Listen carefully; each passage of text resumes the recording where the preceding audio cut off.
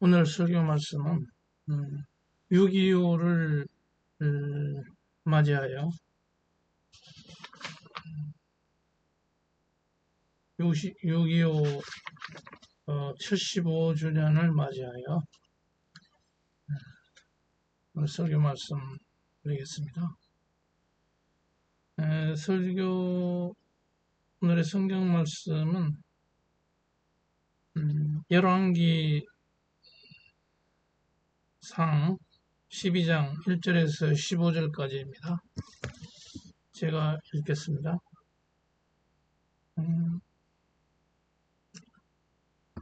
12장 1절에서 르호보암이 세겜으로 나갔으니 이는 온 이스라엘이 그를 왕으로 삼고자 하여 세겜에 이르렀음이더라. 느밧의 아들 여로보암이 전에 솔로몬 왕의 얼굴을 피하여 애굽으로 도망하여 있었더니 이제 그 소문을 듣고 여전히 애굽에 있는 중에 무리가 사람을 보내 그를 불렀더라. 여로보암과 이스라엘의 온 회중이 와서 여로보암에게 말하여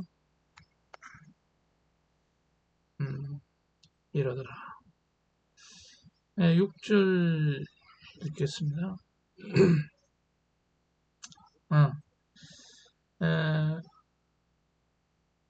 4절 읽겠습니다. 왕의 아버지가 우리의 멍에를 무겁게 하였으나 왕은 이제 왕의 아버지가 우리에게 시킨 고역과 매우 무거운 멍에를 가볍게 하소서. 그리하시면 우리가 왕을 섬기겠나이다. 이렇게 나옵니다. 5절 르호보암이 대답하여 갔다가 3일 후에 다시 내게로 오라 하매 백성이 가니라.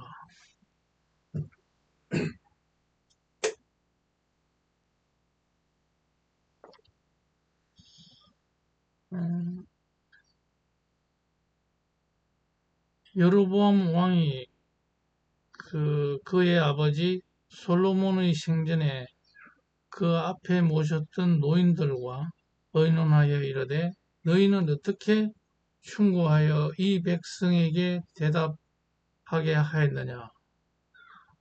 대답하여 이르되 왕이 만일 오늘 이 백성을 섬기는 자가 되어 그들을 섬기고 좋은 말로 대답하여 이르시되 왕의 종이 되라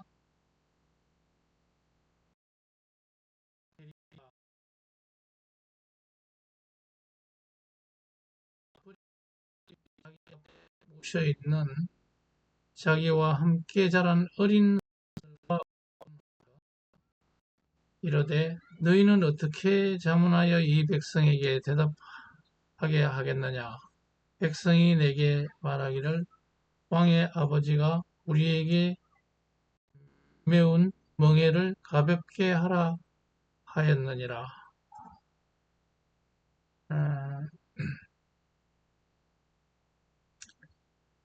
함께 자란 소년들이 왕께 아뢰어 이르되 이 백성들이 왕의 아뢰기를 왕의 부친이 우리의 멍에를 무겁게 하였으나 왕은 우리를 위하여 가볍게 하라 하였은즉 왕은 대답하기를 내 새끼손가락이 내 아버지의 허리보다 굵으니 내 아버지께서 너희에게 무거운 멍에를 매게 하였으나 이제 난 너희의 멍에를 더 무겁게 할지라.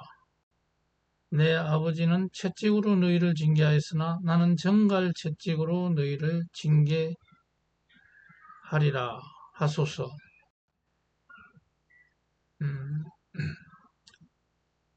15절 읽겠습니다.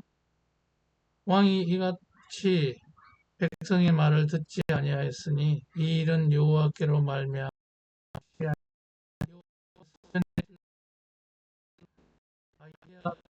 느밧의 아들 여로보암에게 하신 말씀을 이루게 하심이더라.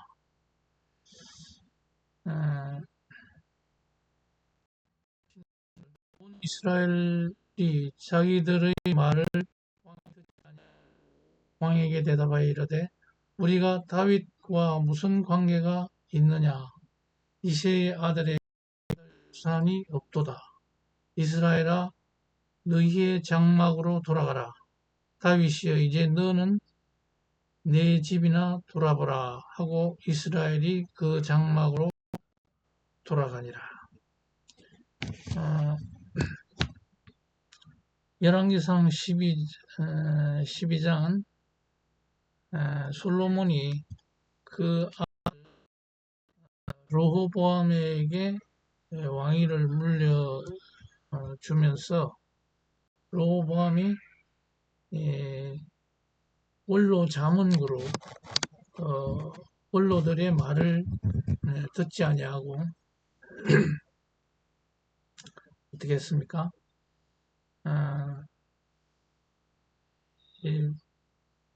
젊은 사람들, 혈기방장한 젊은 사람들의 말만 듣고 그 백성들의 짐을 가볍게 해줘야 되는데도 불구하고 그렇게 하지 않고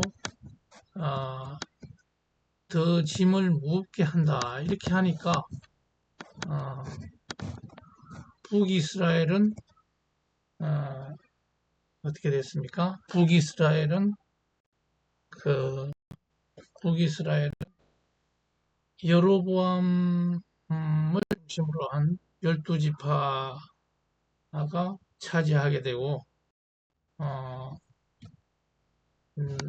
이 남유다만 그 르호보암이 유다 지파 한 지파만 차지하게 되는 이런 남북 분열이 결국 일어나게 된 것입니다. 그것은 결국은 뭐냐면은 원로 자문 그룹 그런 분들의 말을 듣지 않고 어떻게 했습니까?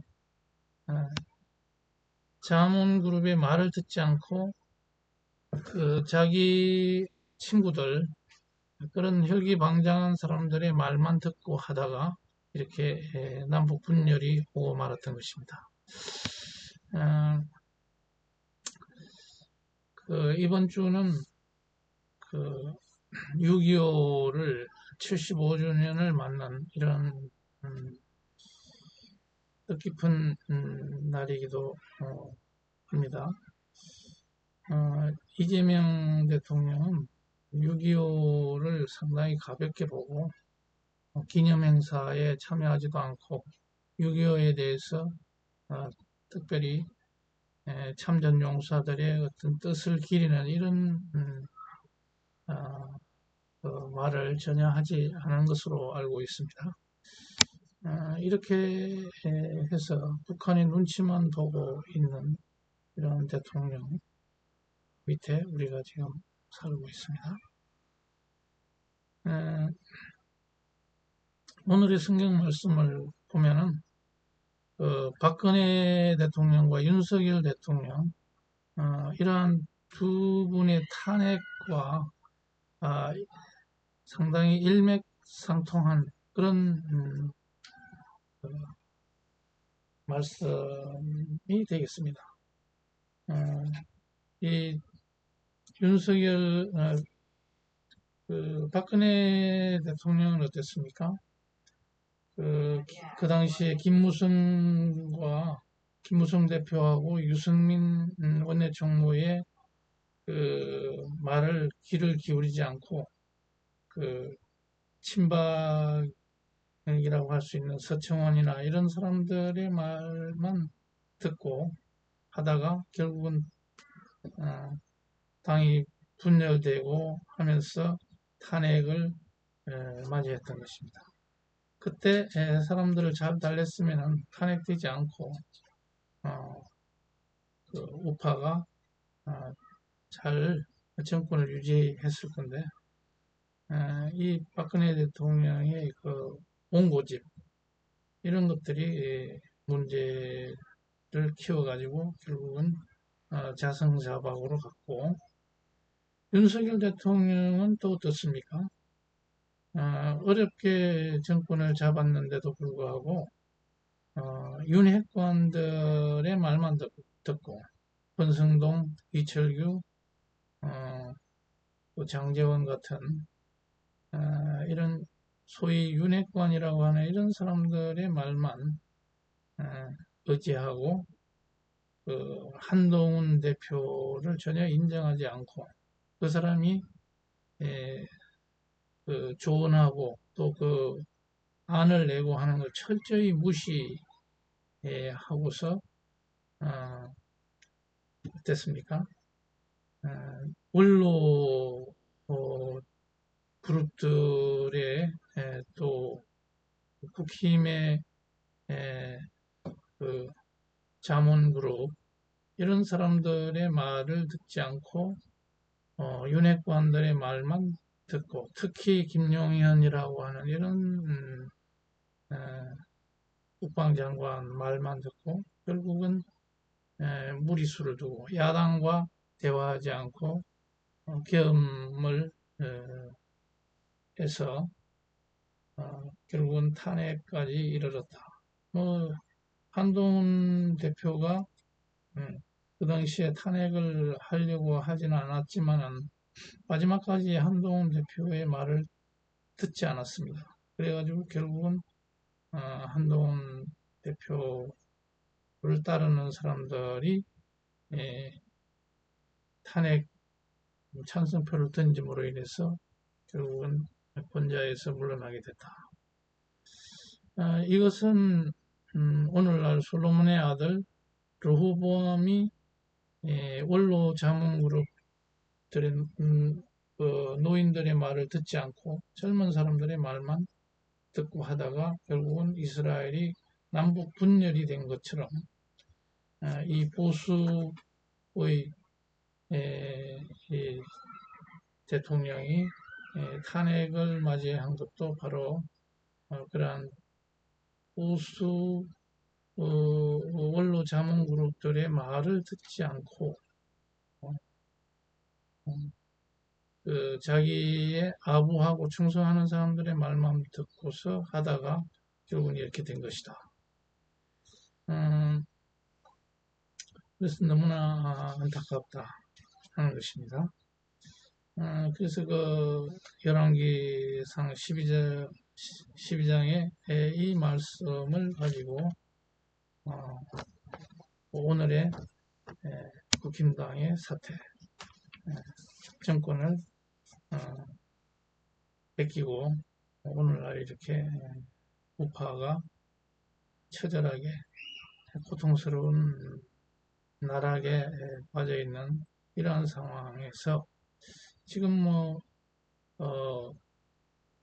김민석 총리 후보자의 인준을 둘러싸고 반대를 많이 하고 그거 하느라고 힘을 빼고 있는데 이것은 별 의미가 없는 것입니다.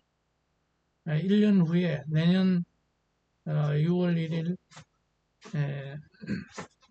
그 지방선거를 어떻게 해서 승리할 수 있는가 이거에 대한 그 철저한 대비를 하지 않고 무슨 목전에 있는 별 도움되지 않는 그런 일에 몰두하고 있는 김당을 볼 때 이것은 잘못하고 있는 것이다.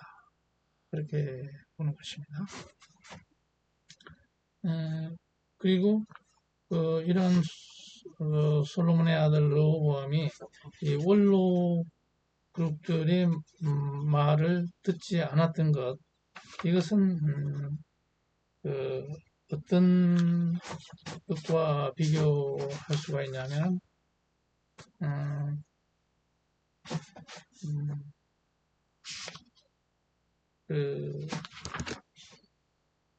우리나라에서 언론에 많이 노출되는 이런 책사들이 있습니다.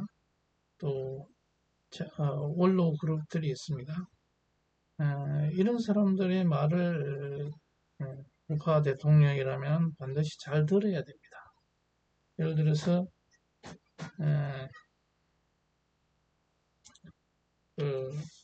김종인 전 비상대책위원장이라든지 조갑재라든지 진중권, 또 이상돈 교수, 뭐 전원책이라든지 정규재, 또 윤여준 같은 이런 책사들을 말을 평소에 대통령이 잘 모셔다가 이런 원로 그룹들의 말을 들을 필요가 있는데, 그런 거를 철저히 윤석열 대통령을 외면하고 박근혜 대통령도 외면해버렸습니다. 그러고 자기 말 잘 듣는 사람만 듣고 이렇게 하다 보니까 결국은 이런 좋지 않은 결과를 가져갔다. 그런 것을 앞으로 이 국힘을 이끌 수 있는 그 지도자가 나온다면 이런 그 여론을 선도하는 이런 사람들의 말을 잘 들어야 할 것입니다.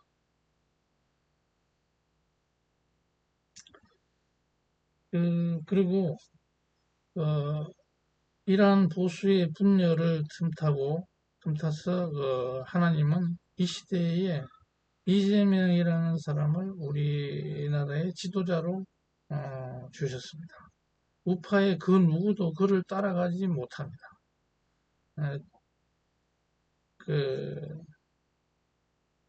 우파는 지혜롭고 아주 대통령으로서의 차질이 있는 사람을 철저하게 자기네들의 당권과 관련이 없다 그러면 철저하게 물리쳐버립니다.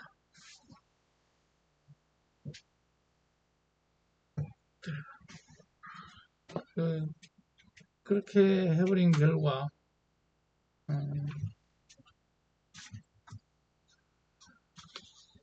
어떻게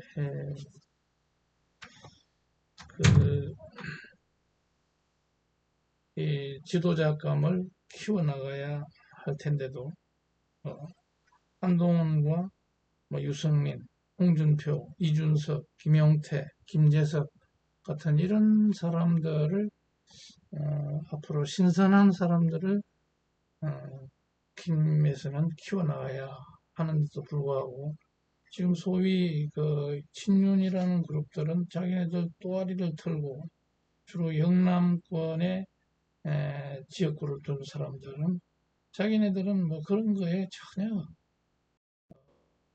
새로운 신선한 지도자감을 발굴하는 이런 거에 관심이 없고 자기네들이 다 해먹으려고 하는 이런 상태에 있기 때문에 앞으로 한동훈이 당권을 진다고 해도 그것이 크게 달라질 바가 없기 때문에 상당히 큰 딜레마에 빠져 있고 1년 후에 이런 지방선거에서도 좋은 결과를 내기가 힘들 것 같다. 이런 판단을 해볼 수가 있겠습니다.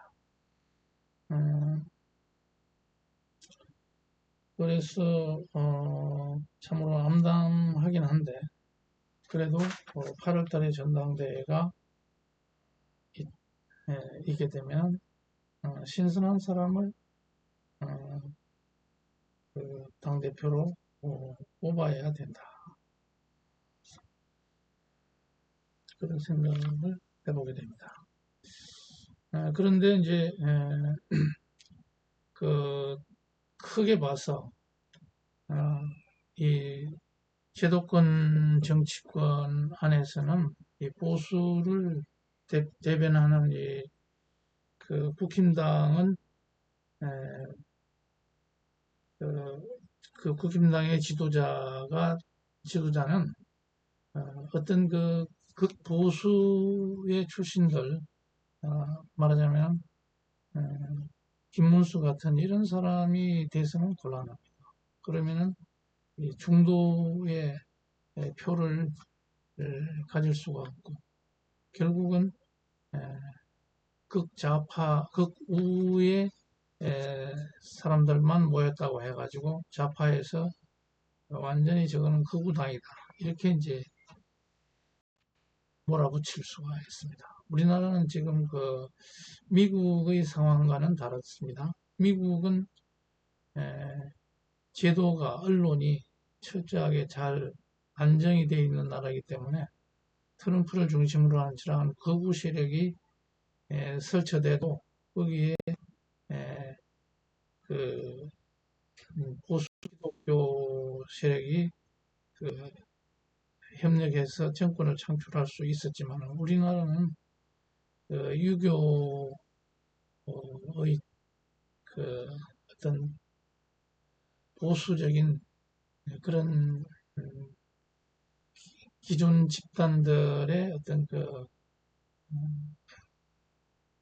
모든 기득권을 싫어하는 이런 서민들이 이 투표권을 행사하는 많이 행사하고 있는데 이런 사람들의 표를 얻으려면 약간 좌익 성향의 그런 의견도 받아들일 수 있는 이런 융통성이 있는 사람이 지도자가 되어야 됩니다. 그래야 이 밖에 제도권 밖에 이런 정광훈이라든지 이런 아주 극우의 종교 지도자들의 추종 세력까지도 아우를 수 있는 이런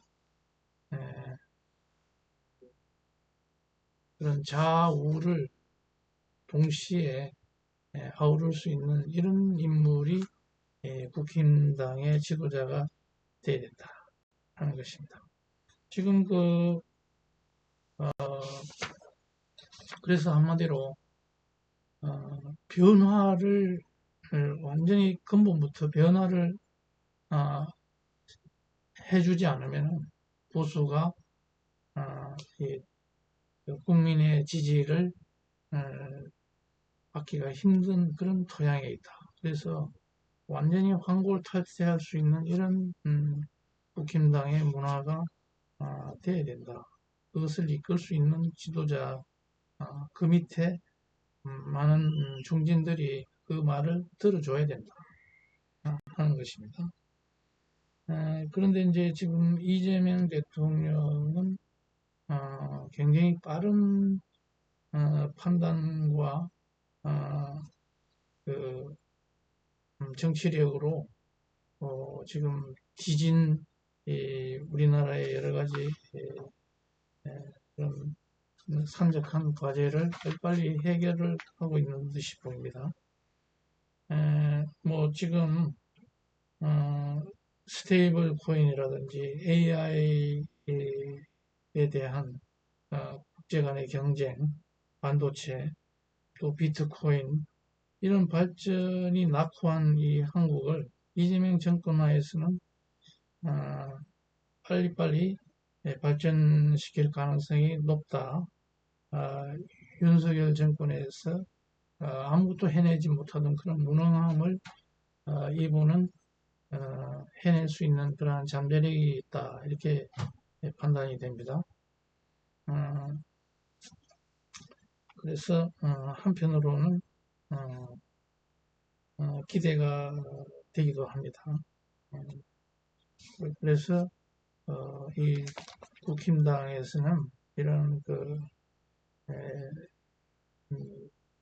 민주당에서 하고 있는 또 이재명 대통령이 하고 있는 이런 것들을 어느 정도 지원해주고 밀어줄 필요가 있습니다. 필요한 것은. 그런데 사사건건이 반대만 해가지고는 국민들이 절대로 지지를 보내지 않을 것입니다. 그러면은 지금 극보수 세력이라고 할 수 있는 고성국 TV, 또 정광훈, 또 정광훈 밑에 따르는 사람들, 신혜식 같은 사람들, 또 소년보 전한길, 또 김진홍, 이런 사람들, 보수 기독교 지도자들은 보수당인 그 국민의힘당의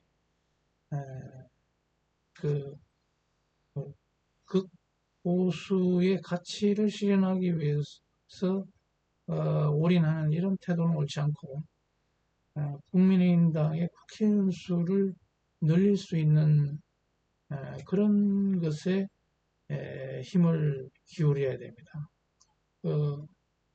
곧 말해서 보수의 가치, 하나님의 가치, 교회의 가치를 구현하려면 결국은 국회의원의 수가 많아야 되는 것입니다. 그렇지 않고 무슨 기존의 교회의 가치 그런 것만 강조해서는 안 된다. 동성애 반대, 또 뭡니까? 차별금지법을 반대한다든지, 뭐 길을 쓰고 그런 것을 반대하고, 낙태 이런 걸 반대하고, 이런 것들은 당연히 반대하는 것이 맞습니다. 그렇지만 거기에 힘을 뺄 것이 아니라 국민의힘의 대통령, 국회의원들이 얼마나 많이 당선될 수 있는가, 거기에 힘을 쏟아야 그러면 자동적으로 모든 것은 다 해결될 수가 있는 것입니다. 그러면 그렇지 않고 교회 지도자들이 극보수의 길을 가면서 국민 밉상을 보이고 있는데, 그것은 국민의 지지를 받을 수 없는 그런 행태입니다. 그 정광훈 목사 같은 경우에는 많은 돈을 투자해서 자유통일당을 운영하지만 국회의원 하나 지금까지 배출을 못했습니다. 보수의 분열만 가져오는 그런 일을 해왔습니다. 뭐 열심히 하는 것은 좋은데 결과가 좋지 않았다. 항상 요란하게 떠들기만 하고 크게 어떤 이렇다 할 어떤 성과를 내지를 못하고 있습니다. 국민들은 거기에 지지를 보내지 않고 있습니다. 지금 소년부나 세이브 코리아, 김진웅, 전한길 이런 사람들이 윤석열이라는 썩은 도화줄을 잡고 그렇게 난리를 쳤지만은 결국 대통령에서는 김문수를 밀다가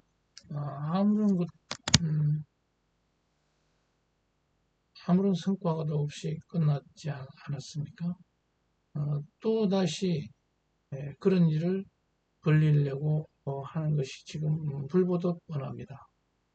이 사람들은 그래서 제 판단은 이런 극보수 종교 세력들은 그 자리에서 그것을 하도록 놔두고 국민의힘은 국민의힘대로 국민의힘 75만 당원들은 거기에 관심 가질 필요가 없습니다. 오히려 건전한 중도의 가치를 구현할 수 있는 그런 지도자를 뽑아야 됩니다. 오세훈과 같은 그런 중도적인 성격을 가진 사람이 지금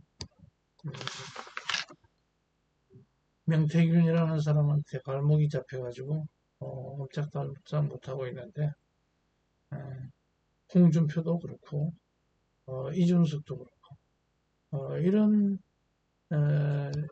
것에서 빨리 벗어나서 중도의 가치를 중도의 표를 가져올 수 있는 이런 인사들이 영향력을 가질 수 있어야 할 것이다. 이렇게 보는 것입니다.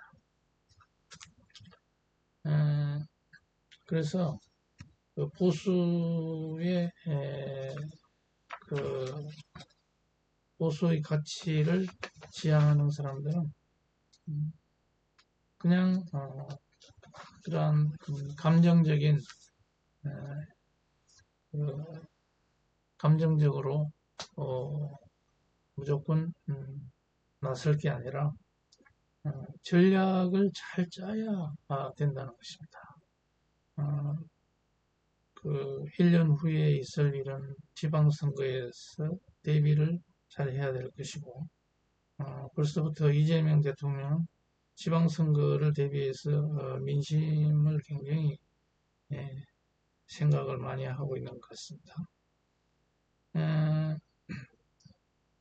이재명 대통령이 잘하는 것은 서울법대 출신들을 기용하지 않고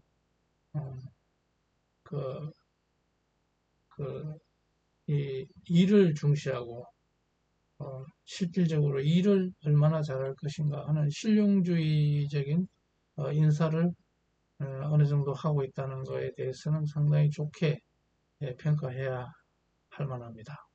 공부만 잘하고 학벌 좋고 집안 좋고 그렇지만 국민 뜻을 헤아리지 못하는 이런 사람들을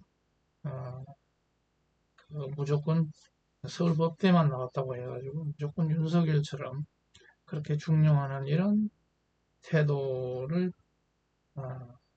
취하지 않고 있다는 것, 이것은 참 좋은 태도라고 봅니다. 지금 국힘당에 힘쓰는 중진들은 거의 대부분이 서울법대 출신 또는 검찰 출신 이런 사람들. 어떤 창의성이 결여된 법조문만 평생 법조문만 달달 외우는 이런 사람들, 아무런 창의성이 없습니다. 이런 사람들이 무슨 민심을 수렴할 수 있는 그런 자격이 없는 사람들이 많습니다. 이걸 전부 바꿔야 됩니다. 그래서 오늘의 성경 말씀, 하나님의 뜻을 따르는 그런 지도자를 우리가 선택하자, 이런 제목으로 설교 말씀을 드렸습니다. 다시 한번 성경 말씀을 보자면 솔로몬의 아들 르호보암이 이 권력 이양기에 이런 정치 원로들의 말을 듣지 않고 자기를 따르는 그 젊은 젊은 사람들, 친구들 말만 듣고 하다가 결국은 남북이 분단이 된 이런 사태를 가져온 것처럼 거기서 우리는 보수의 지도자들은 많은 것을 깨달아야 할 것입니다. 지금이라도 늦지 않았습니다. 다양성을 가진 그리고 약간 좌파적인 그런 문화도 받아들일 수 있는 그런 열려있는 그런 지도자를 뽑아야 그리고 뽑았으면 그러한 지도자를 중심으로 단합을 해야 됩니다. 그렇지 않고 장동혁 같이 이런 훌륭한 한동훈의 지도자를 갖다가 한순간에 그냥 사퇴함으로 인해서 그냥 지도 무너뜨려 버리는 이런 바보 같은 짓을 해서는 안 되는 것입니다. 한번 세워놓으면은 그러한 훌륭한 지도자들을 중진이 밀어주고 키워주는 이런 풍토가 되었을 때 국민의힘은 국민의 사랑을 받을 수 있을 것이다 하는 설교 말씀을 결국은 정치는 하나님의 뜻을 받드는 그런 지도자를 키워내는 데 있다 하는 말씀으로 설교 말씀 여기서 마치겠습니다.